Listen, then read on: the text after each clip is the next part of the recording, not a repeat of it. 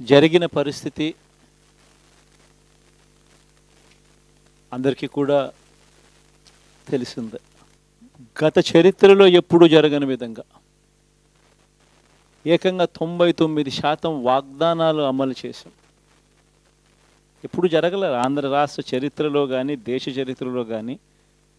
ఈ మాదిరిగా మేనిఫెస్టో అన్నది ఒక పవిత్ర గ్రంథంగా భావించి అదొక బైబిల్ గాను, అదొక ఖురాన్ గాను, అదొక భగవద్గీత గాను భావిస్తూ టిక్కు పెట్టమని చెప్పి ప్రతి ఇంటికి పంపించి, టిక్కు పెట్టమని చెప్పి ప్రతి అడుగుతూ, ఆ ప్రతి అక్క చెల్లెమ్మల ఆశీస్సులు తీసుకుంటూ, ఆ ఇంట్లో ఉన్న అవ్వాతాతల దీవెనలు తీసుకుంటూ, ఏ రోజు కూడా ఈ మాదిరిగా బటన్లు నొక్కడం,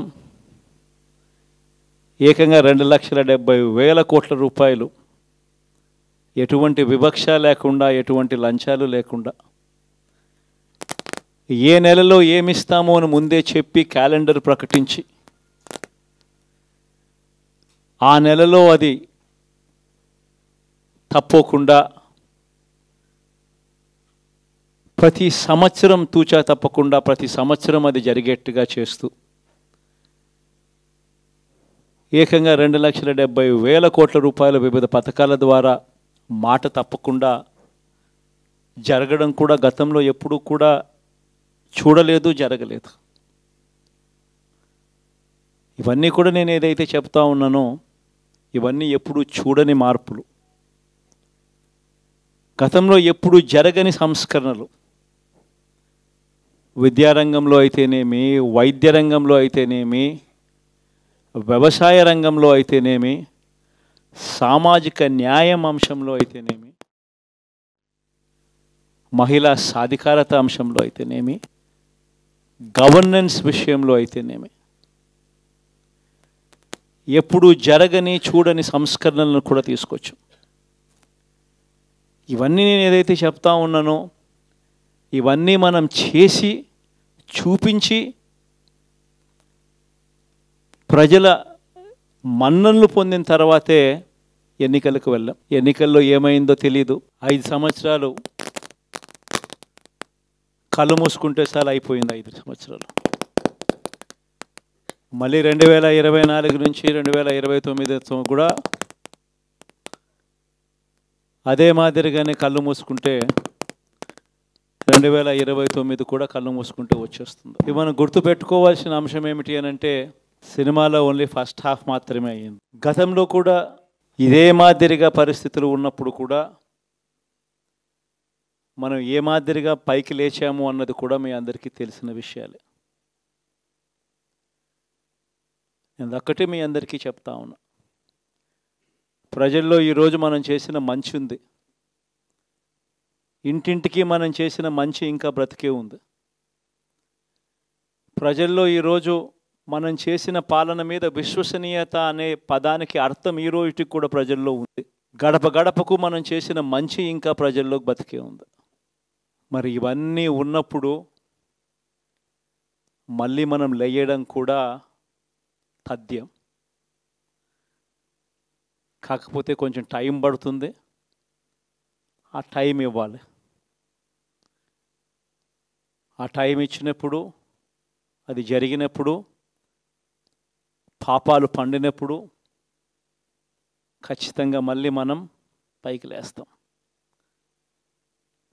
ఈ విషయం ప్రతి ఒక్కరం కూడా గుర్తుపెట్టుకోవాలి. ఎందుకు ఈ మాట కూడా చెప్తా ఉన్నానంటే రాజకీయాలలో అన్నిటికన్నా ముఖ్యమైన అంశం క్యారెక్టర్, విలువలు, విశ్వసనీయత. ఈ పదాలకు అర్థం తెలిసి ఉండడం రాజకీయాలలో చాలా అవసరం. రాజకీయం అంటే ఎల్లవేళలా అధికారమే కాదు. అధికారంలో లేనప్పుడు కష్టాలు ఖచ్చితంగా వస్తాయి. కానీ ఖచ్చితంగా కష్టాలు వచ్చినప్పుడు మనం ఖచ్చితంగా ఏ రకంగా రియాక్ట్ అవుతామన్నది మన చేతుల్లో ఉంది. విలువలు, విశ్వసనీయత లేని మనిషిగా రాజకీయాలు చేద్దామా, లేదా కష్టాలు వచ్చినప్పుడు ఆ కష్టాలను ఎదుర్కొని హుందాగా నిలబడుతూ మళ్ళీ 5 సంవత్సరాలు కళ్ళు మూసుకుంటే 5 సంవత్సరాలు అయిపోతాయి, మళ్ళీ 5 సంవత్సరాల తర్వాత మన పాలన వస్తుంది, మన ప్రభుత్వం వస్తుంది, అప్పుడు మళ్ళీ మనమే ఆందోళన ఎక్కుతామన్నది కూడా గుర్తుపెట్టుకొని అడుగులు వేస్తామా అన్నది మనలో ప్రతి ఒక్కరూ కూడా ఆలోచన చేసుకోవాలి. ఇదే మన ప్రభుత్వం అధికారంలో ఉన్నప్పుడు కులం చూడలేదు, మతం చూడలేదు, ప్రాంతం చూడలేదు, రాజకీయాలు చూడలేదు. చివరికి ఏ పార్టీకి ఎవరు ఓటు వేశారు అన్నది కూడా చూడకుండా ప్రతి పథకము కూడా డోర్ డెలివరీ చేయించాం మనం. అర్హత మాత్రమే ప్రామాణికంగా తీసుకొని ప్రతి పథకము, ప్రతి మంచి కూడా ప్రతి ఇంటికి డోర్ డెలివరీ చేయించాం.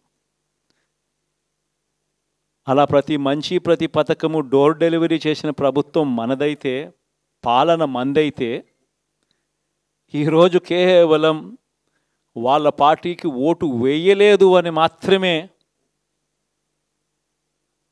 ఓటుకు వేయకపోవడమే పాపం అన్నట్టుగా ఈరోజు రావణ కాష్టం సృష్టిస్తూ ఉన్నారు, విధ్వంసం చేస్తూ ఉన్నారు,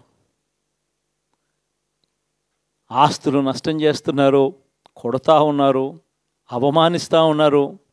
ఇవన్నీ శిశుపాలుని పాపాల్లో భాగాలుగా ఇవన్నీ అప్పుడే పాపాలు మొదలయ్యాయి. ఒకవైపున మనమేమో మనకు ఓటు వేయకపోయినా కానీ ఏ రోజు కూడా డిస్క్రిమినేషన్ చూడలేదు. అటువంటి వాళ్లకు కూడా మనం డోర్ డెలివరీ చేసిన ప్రభుత్వం పాలన మందైతే, ఈరోజు కేవలం ఓటు వేయలేదన్న ఒకే ఒక కారణంతో ఏకంగా కొడతా ఉన్న పాలన వీళ్ళది. ఈ పాపం ఊరికే పోదు. రెండవ పాపం చంద్రబాబుది కూడా అప్పుడే పండింది.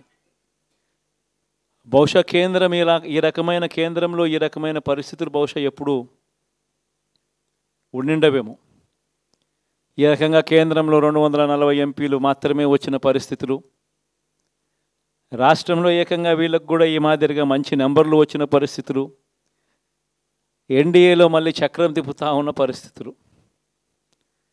ఇలాంటి పరిస్థితుల్లో కూడా ప్రత్యేక హోదాను అడక్కపోవడం చంద్రబాబు చేసిన మరో పాపానికి కూడా మరో నాంది. ఇలాంటి పరిస్థితుల్లో కూడా ప్రత్యేక హోదా మనం అడిగి తెచ్చుకోలేకపోతే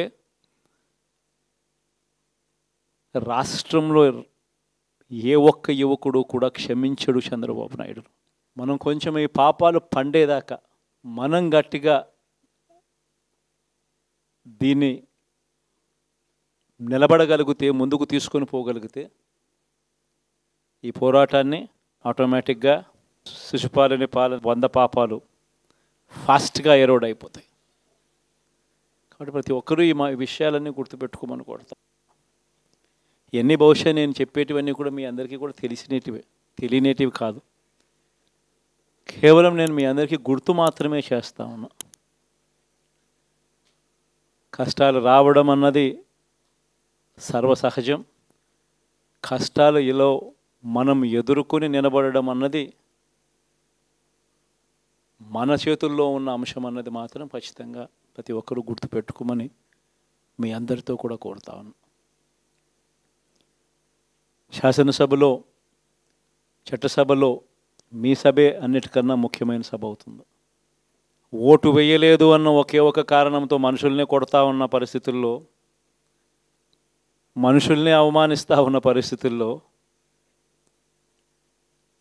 మనుషుల్నే బలవంతంగా ఆస్తి నష్టం చేస్తూ ఉన్న పరిస్థితుల్లో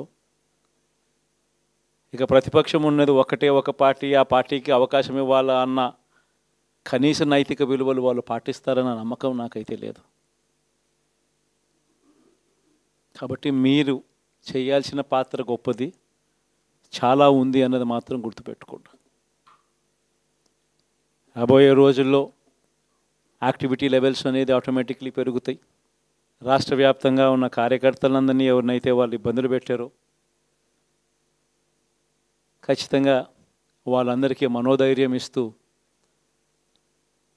వాళ్ళ గ్రామాలకు వెళ్ళి వాళ్ళకు తోడుగా ఉండే కార్యక్రమాలు చేసే కార్యక్రమాలు జరుగుతాయి. రాబోయే రోజుల్లో ఇంకా టైం గడిచే కొద్దీ ప్రజల్లోకి వెళ్ళే కార్యక్రమాలు ఇంకా ముమ్మరం అవుతూ పోతాయి. చివరికి ప్రజల్లోనే ఉంటాం. ప్రజలతో కలిసి పోరాడే కార్యక్రమం వేగంగా టైం గడిచే కొద్దీ మనము వేగంగా అడుగులు ముందుకు వేస్తాం. ఒకటి మీ అందరికీ చెప్తా ఉన్నా, ఏకంగా 14 నెలలు పాదయాత్రలు చేశాం. ఆ వయసు ఈ రోజుటికి నాకుంది. ఆ సత్తువ ఈ రోజుటికి నాకుంది. కాబట్టి మీరు మాత్రం ప్రతి ఒక్కరూ గుర్తుపెట్టుకోండి, ఆ టైం వచ్చేదాకా మీ పాత్ర చాలా కీలకం. ప్రతి ఒక్కరూ ఈ విషయాన్ని మాత్రం గుర్తుపెట్టుకొని మీ అందరితో కూడా సవినయంగా వేడుకుంటా ఉన్నాను.